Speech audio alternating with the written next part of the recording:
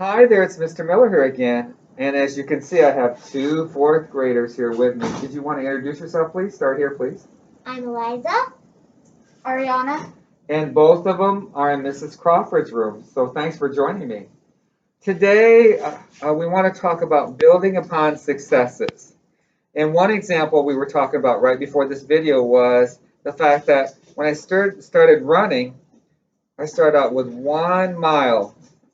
And then, even though my legs were hurting somewhat, I kept with that 1 mile for a little while, and then eventually I got to 2 miles after 2 or 3 weeks. And then after that, I was able to go to 3 miles, and then I kept building upon that. And at the end, I got to 7 miles, which I knew I had to reach that goal because I had a race that was 7 miles long 2 months later.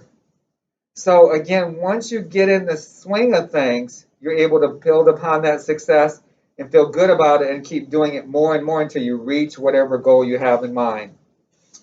With that said, Eliza, do you have something that you want to add to that? Can you give us an example of building upon successes for you? Yes. When you learn how to do something, like for example rollerblading, sometimes you're not good at it at first, but if you keep practicing over and over and over and over and keep that stream of practicing going, you can get better and then learn how to do it. So have you experienced successes with that yourself? As you're saying you have practiced with rollerblading and you're getting better and better at it? Mm-hmm. And when you say you're getting better and better at it, what does that mean exactly? Well, at first you have a little balance maybe, but rollerblading takes a lot of balance. So if you keep learning how to improve your balance, then you can get better at shifting your weight and going faster and being able to do more tricks or avoid things. Well said, Eliza. That's a great example about building upon successes.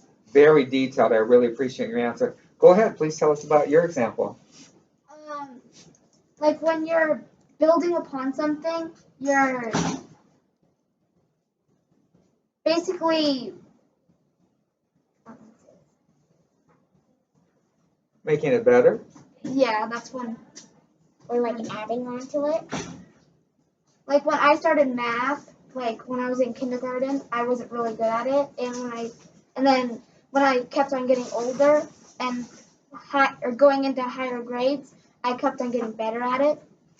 And how did you get better at it? Like she was indicating how she did it. How did you do it? I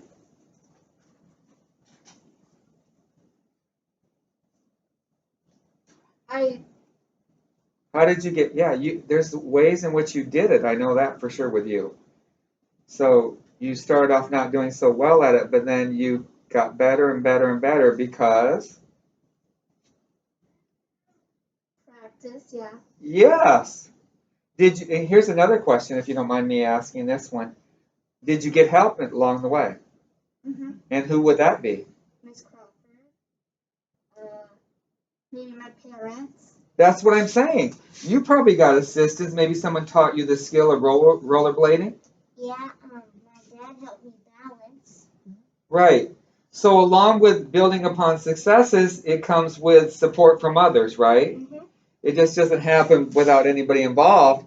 We have teamwork and teaching going on at the same time so we can improve. So we can get better and better and better at the thing that we want to reach every single time.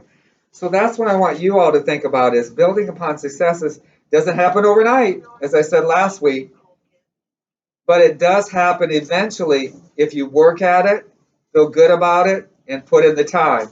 So my community prompt this week is, what do you do to build upon your successes? I know you have successes out there for sure.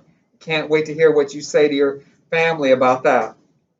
With that said, thanks for joining me this week. It was a great pleasure to talk to you and talk to you next week. Can't wait. Thanks.